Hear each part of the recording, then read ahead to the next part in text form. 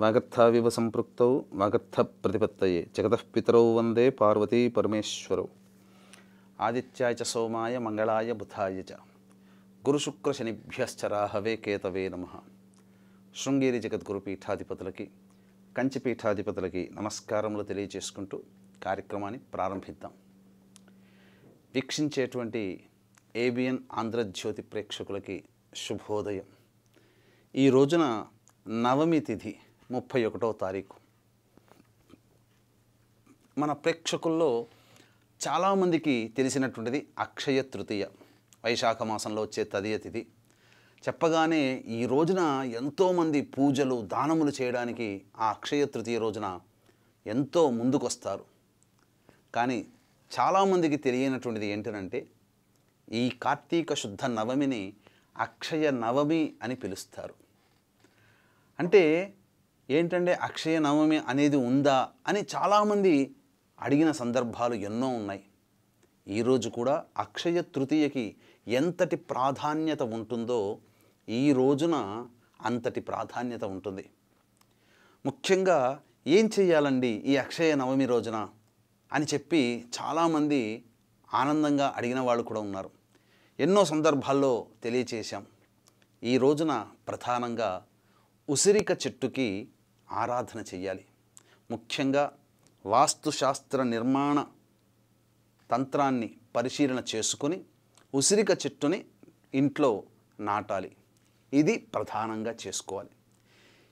ఏ ఇంట్లోనైతే ఉసిరిక చెట్టు ఉంటుందో ఆ ఇంట్లో శోకములు ఉండవు అని చెప్పి మనకు శారదా తిలక తంత్రంలో చెప్పబడి ఉంది.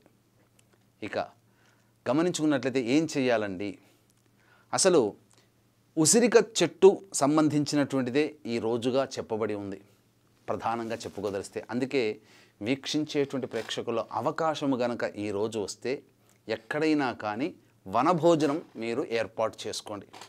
ఈ రోజున వనభోజనం ఏర్పాటు చేసుకొని ఉసిరిక చెట్టు క్రింద శివలింగము, సాలగ్రామ దానానికి శివలింగానికి అభిషేకము, సాలగ్రామానికి అభిషేకము, ఈ రెండిటికి అర్చన చేసి సద్బ్రాహ్మణుడికి ఈ రెండు దానము చేసి బ్రాహ్మణునితో సహా ఎవరైతే ఆ ఉసిరిక చెట్టు నీడలో వనభోజనం చేస్తారో వారికి దీర్ఘాయువు కలుగుతుంది, సకల దోషములు తొలగిపోతాయని చెప్పి మనకు కార్తీక పురాణంలో ఉంది.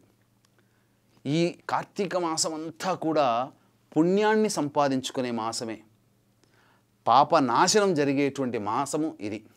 మిగతా ఏ మాసంలోనైనా మన కామ్యకర్మలైనటువంటి శంకుస్థాపన, గృహప్రవేశము, ఆర్థిక లాభము, ఇలా ఎన్నో విధాలుగా మన కామ్య కోరికలను తీర్చుకునేటువంటి మాసములో ఉంటే కేవలం పాపము తగ్గి పుణ్యాన్ని పెంచుకునే మాసం ఈ కార్తీక మాసం. మనం గత జన్మలలో చేసినటువంటి పాపములు ఈ జన్మలలో రహస్యకృతంగా, అంటే ఎవరికీ తెలియకుండా చేసిన పాపములు, జ్ఞానముతో అజ్ఞానముతో చేసినటువంటి పాపములు అన్నీ కూడా ఈ కార్తీక మాసములో నియమాలని, దానాలని, అర్చనని, అభిషేకాదులని, పూజలని ఆచరించడం ద్వారా మనకు కలుగుతుంటాయి. పాపము లెక్కించడానికి చిత్రగుప్తుడు, అమలు చేయడానికి యముడు మనకు ఉంటే ఒక వ్యక్తి ఈ కార్తీక మాసంలో చెప్పినటువంటి విధి విధానాలని అనుసరించి శాస్త్ర ప్రకారముగా చేసినటువంటి కార్యక్రమ ప్రభావం వల్ల వచ్చే పుణ్యాన్ని లెక్కించడానికి ఈ 33 కోట్ల దేవతలకి కూడా సమయము సరిపోదు అనంటే ఎంతటి ప్రభావవంతమైనది ఈ యొక్క కార్తీక మాసము వీక్షించేటువంటి ప్రేక్షకులు ఒక్కసారి ఆలోచించండి. అక్షయ తృతీయతో సమానమైనటువంటి యొక్క అక్షయ నవమి అద్భుతమైనటువంటి యోగ రాశిగా భాసిల్లుతుంది. ఈ రోజున ప్రధానముగా జామకాయని భుజించమని శాస్త్రం చెప్పబడి ఉంది. ఇది గుర్తుపెట్టుకోండి. అలాగే దానము చేయదలిస్తే ఈ రోజున ఉసిరికలని దానము, జామకాయలని దానము చేయాలి. అంతేకాకుండా ఈ రోజున ప్రధానంగా ఇంట్లో దీపారాధన చేసి, తులసి చెట్టు దగ్గర దీపారాధన చేసి చక్కగా విష్ణు సహస్రనామ పారాయణము చేసి ఆ యొక్క పారాయణ తదనంతరం ఉసిరికలు, అలాగే ఈ జామ పండ్లు, జామకాయలు నైవేద్యంగా పెట్టాలి. తదనంతరం దేవాలయంలో చక్కగా దీపారాధన చేసి, దీప ప్రజ్వలన చేసి, దీపదానము, ఉసిరిక దానం అనేటువంటిది ఈ రోజున చేయమని శాస్త్రం చెప్పబడి ఉంది. ఈ రోజున చేసినటువంటి ఏ పుణ్యమైనా ఏ దానమైనా అక్షయమైనటువంటి ఫలితాలని ఇస్తుందని చెప్పడంలో ఏమాత్రం సందేహం లేదు. అలాగే వీక్షించేటువంటి ఏబిఎన్ ఆధ్యాత్మిక ప్రేక్షకుల్లో ఈ కార్తీక మాసం అంతా కూడా పుణ్యమాసము. ఇట్టి కార్తీక మాసములో మహామహిమాన్వితమైనటువంటి కాశీక్షేత్రములో జాతకరీత్యా కలుగు అన్ని రకాల సమస్యల నివారణకి శని భగవానుడు మార్పు చెందినటువంటి కారణం చేత కొన్ని రాశుల్లో శని ప్రభావం ఉంటుంది. అలాగే అక్టోబర్ నవంబర్ నెలలో శని బుధ రవి శుక్ర గ్రహాలు అలాగే గురుగ్రహము కూడా మార్పు చెందినటువంటి కారణం చేత 12 రాశుల వారికి సమస్యలు ఇబ్బందులు తప్పవు.